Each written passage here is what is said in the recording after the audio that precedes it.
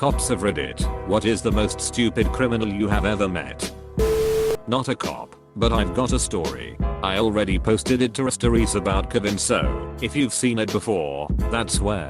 A little over a month ago my apartment was broken into whilst my boyfriend was still inside. He works nights, so at midday he's still fast asleep and didn't notice this guy coming and rummage around until he throws the bedroom door open, panics at seeing my BF and runs off. My BF looks around the apartment and find that the laptops, tablets etc are still there, and he run off before getting to all that, but a handful of smaller valuables such as USBs, keys, wallets were gone. He also did a fair amount of damage rummaging around and spray painting our walls. Also ate our biscuits. What was there however were the idiot's bags. He'd left his school rucksack containing some schoolwork, some of our possessions, his ID, some years old school papers with his parents, phone numbers on it etc. So already he's an idiot. We know who he is. The police are having a laugh with us a little later about it, and as one of them takes my BF's statement, we hear a knock at the door. I go to answer it as a friend said he was coming over anyway, and I find the same guy from the ID outside my door. He looks at me, then at the police officer behind me, still holding the bags, and asks, "Can I have my bags back please?" After a stunned moment, he's grabbed by the police officer and my BF confirms that this is a guy. He's arrested on the spot. The police said it was the dumbest thing they'd ever seen, like something out of a sitcom. It made local news. So I get a call of a beer run, shoplifting, from the local CVS. I check the area and see two guys matching the description. I detain them, and sure enough they had a couple Coronas and some off-brand whiskey. I confirm with CVS they were the suspects. The alcohol was their property, and they are desirous of prosecution. All is good. My state requires I take them to the station to book into jail and get fingerprinted. Then they are issued a citation and released with a court date a couple months out. While driving to the station I ask what they were doing stealing the alcohol. One guy says that they are only 20, and since they weren't old enough to buy it, they just decided to steal it instead. No big deal. Young people make stupid mistakes. I get to the jail, book them in, and start filling out the citation. The citation requires both birth date and age. I do the math on the birthday, and sure enough the guy's 21, meaning he is old enough to buy alcohol. I go back into the jail and verify his birthday. Yup, same one he had listed on his driver's license. I redo the math out loud. 21 years old. I ask how old are you again? He replies 20 sir. I said you turned 21 last month. Again he is adamant no I turned 20. I just left it at that. TLDR. Guy stole beer because he forgot his age and thought he wasn't old enough to buy it. Went to jail because of it. A friend of mine got his phone stolen one time, so he called to his own phone number and the burglar answered the phone. He then told the burglar that he was willing to pay to get his phone back, and the robber agreed. So they decided to meet at some random place to do the exchange, and obviously my friend brought the police with him, so they caught the robber with the phone and a Pikachu face. Sorry for my English, me no native. Edit. Some grammar and stuff correction powered by Reddit or Reddit 2. More grammar correction. D. Not a cop, but I used to work at a smoke shop. 3 guys broken through a large window, left blood everywhere just trying to get in. Walked right past the high-end fancy expensive glass and proceeded to grab as many cheap Chinese bongs as possible. They went back through the window breaking 2 or 3 bongs in the process of crawling through the tiny hole they made, probably cutting themselves even more than they already have, and hightailed it across the street. They seemed to have dropped damn near everything while running because there was literally a trail of broken glass leading to the apartment across the street. Cops came, followed the glass trail leading directly to someone's door, looked over the little fence to their bottom floor balcony, and saw 3 guys all cut up smoking from a broken barn. We estimated they took 8 or 9 bongs. They were smoking from the only survivor. They turned out to be regulars. Never seen them again after that. Not a cop, but work corrections as a co. Had a new inmate ask me if I could bring some drugs in for him. Laughed in his face, thinking he was joking. He wasn't, and had to inform him that just asking that question to a staff member could land him in the hole. He didn't see what the big deal was. He tells me he always asks the staff at every jail he lands in. Just shook my head and thanked him for the job security, which made two other inmates standing close by burst out laughing. There was a kid who sold drugs on my floor of the college dorm who wasn't the brightest. One night he was driving back to the dorm and a police car comes behind him and turns on their lights. His dumbass stored all of his drugs in his car and assumed they were pulling him over for possession. He proceeds to drive through a red light and pull into the dorm parking lot to hide. Mind you, his car was covered in bumper stickers, had a kayak rack, and a vanity plate to top it all off. The parking lot only had one entrance and exit too. Apparently he thought the police car wouldn't go through a red light to follow him.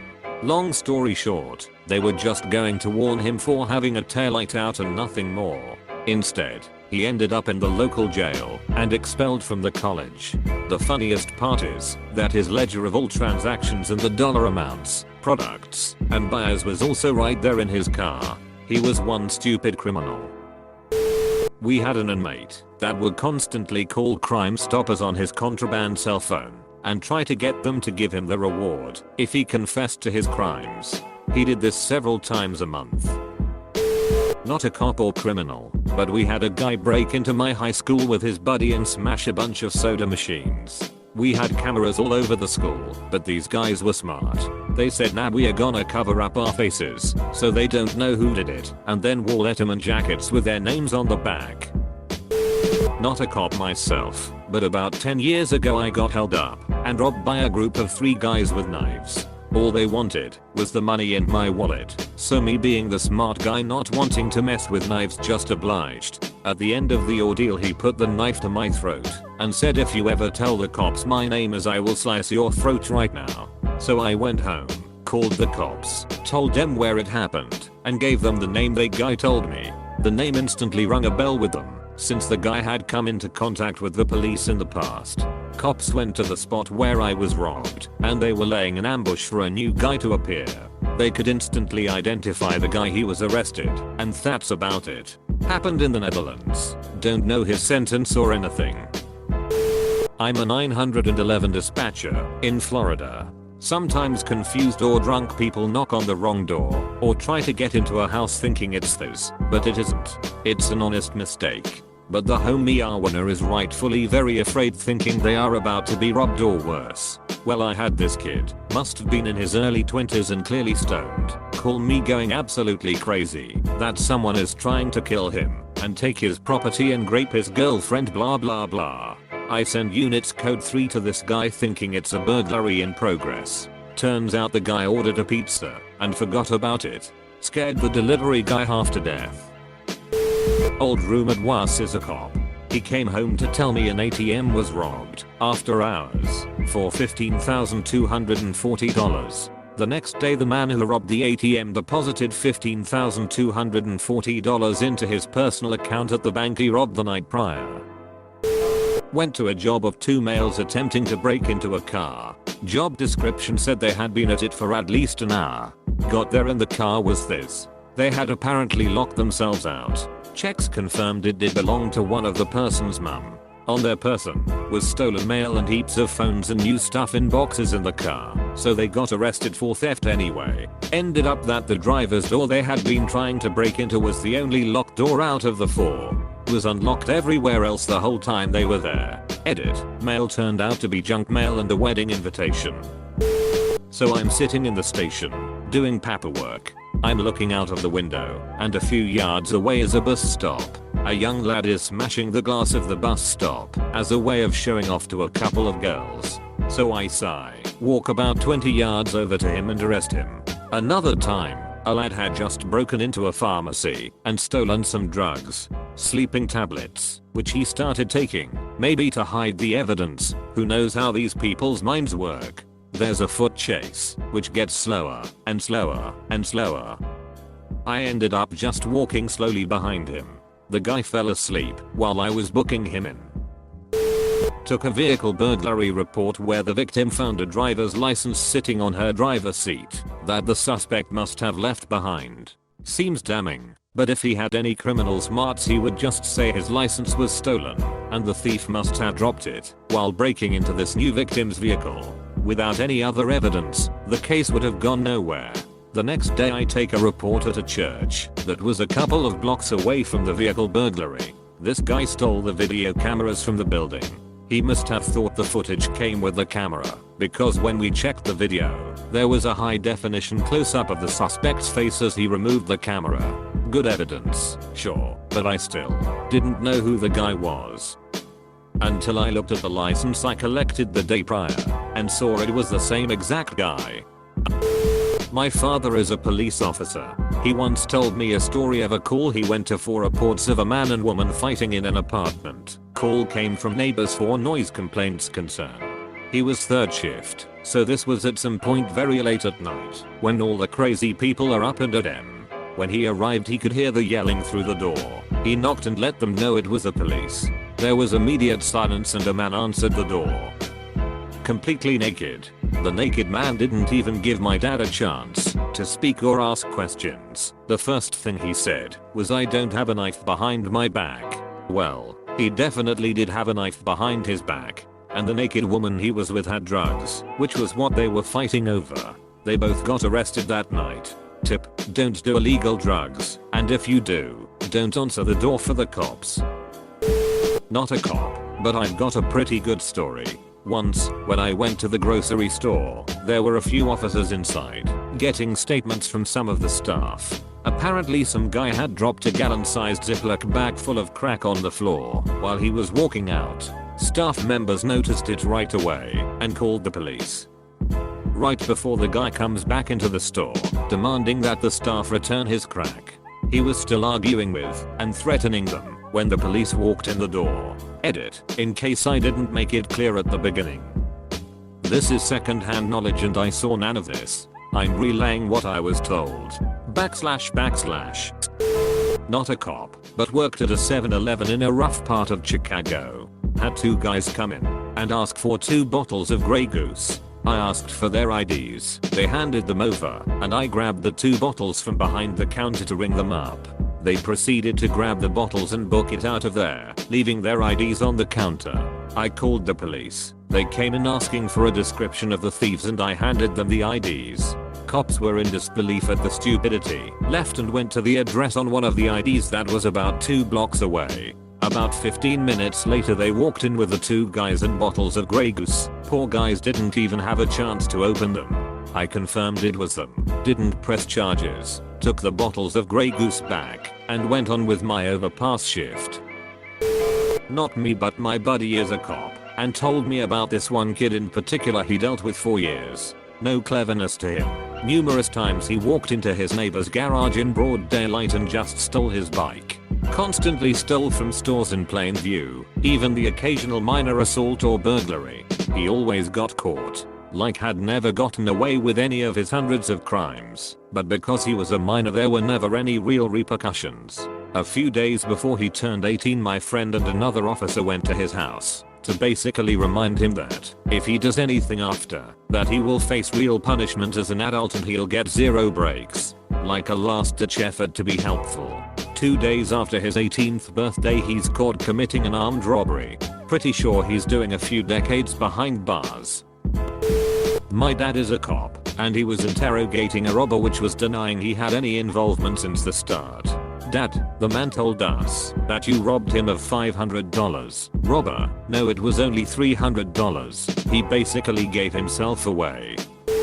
Can't go into too much detail, but kid, 14, shot another kid, 15, in the leg after a fight in their apartment complex. The victim is able to describe the gun the shooter used in detail. We get shooter's name from another kid who knows him from school. My partner looks up his Instagram, and would you believe it? There he is posing with the gun described to us exactly. Social media is a treasure trove of one-ape gangsters incriminating themselves. Edit, fixed my drunk ass words.